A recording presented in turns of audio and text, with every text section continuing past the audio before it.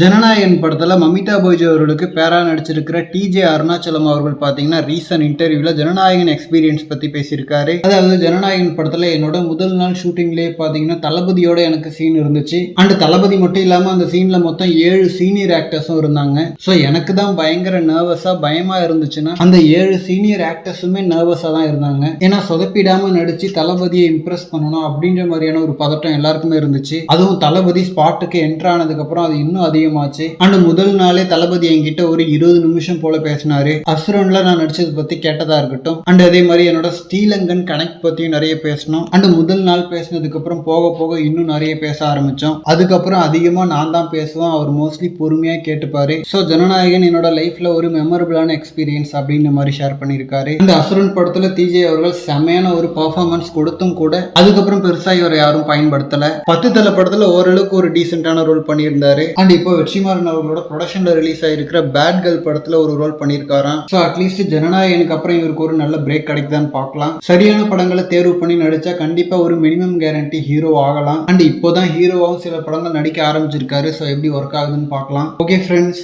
இந்த மாதிரி தளபதி பார்த்தீங்கன்னா ஹாட்டான அப்டேட்ஸ்க்கு நம்ம ஜெய் ஃபுட் சேனலை சப்ஸ்கிரைப் பண்ணுங்க. தேங்க்யூ.